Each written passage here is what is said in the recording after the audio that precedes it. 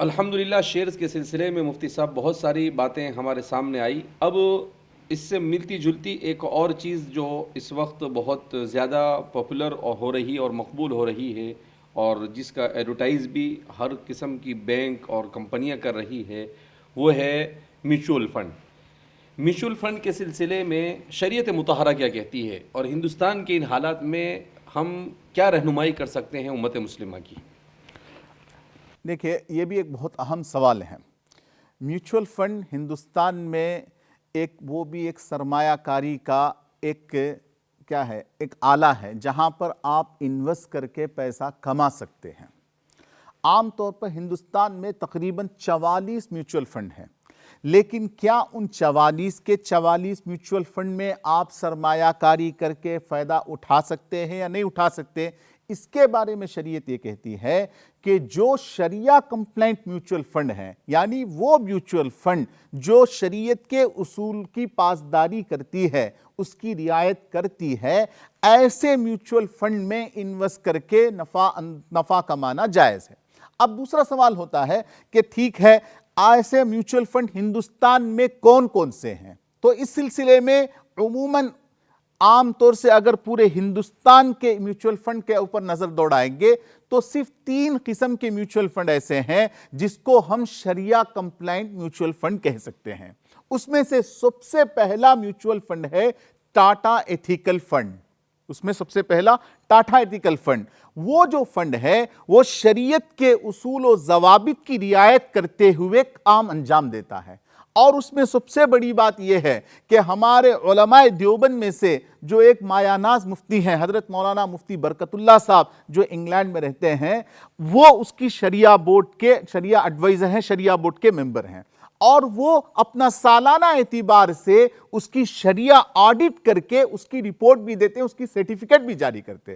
لہذا ہندوستان کی موجودہ میوچول فنڈ کمپنیوں میں سے کوئی بندہ انفرادی حیثیت سے دیکھنا چاہے کہ کون سی کمپنی، کون سا میوچول فنڈ شریعہ کمپلائنٹ ہے، وہ کہاں تک اس کی شریعت کی پاسداری کرتی ہے، یہ اس کے لیے اتنا آسان نہیں ہے. اس کے لیے ہماری ایڈوائز یہ ہے، ہماری رائے یہ ہے کہ اگر آپ میوچول فنڈ میں انویسٹ کرنا چاہتے ہیں تو صرف 3 طرح کے میوچول فنڈ میں انویسٹ کر سکتے ہیں. ایک تو ٹاٹا ایتھیکل فنڈ، دوسرا ٹورس ایتھیکل فنڈ، اور تیسرا ہے نیپون انڈیا شریعہ 20.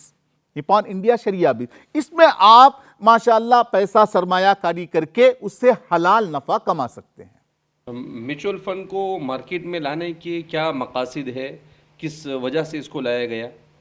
دیکھیے، بہت سارے ہندوستان کے اندر فائنینشل انسٹرومنٹس ہیں، یعنی جس میں سرمایہ کاری کی جا سکتی ہے، اسی میں سے ایک میوچول فنڈ ہے. میوچول فنڈ کو کیوں لایا گیا؟ جیسے کہ عام طور سے بندہ میوچول فنڈ کو پہلے یہ سمجھیں کہ بندہ کیا کرتا ہے کہ ایک بندے نے اپنے حساب سے شیئرز خریدا، اپنے حساب سے شیئرز کو بیچا، اس طرح سے بیچ کے خرید کے نفع کما سکتا ہے.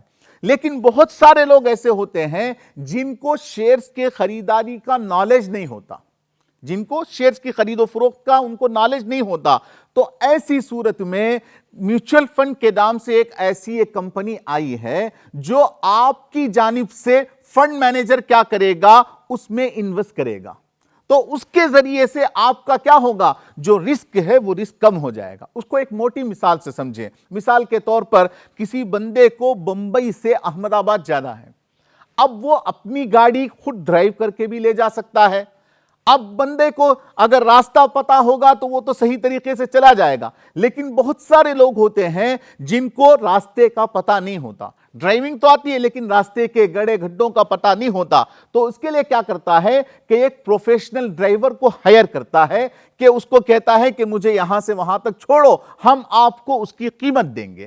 اسی طرح سے میوچول فنڈ کیا ہے کہ آپ کی یعنی پورے انویسٹر کی جانب سے جو فنڈ مینیجر ہوتا ہے ان کے طرف سے وہ کیا کرے گا، ان کے سرمایہ کردہ، ان کے انویسٹ کردہ پیسوں کو وہ کیا کرے گا، اپنی ثوابدید پر لگاتا ہے.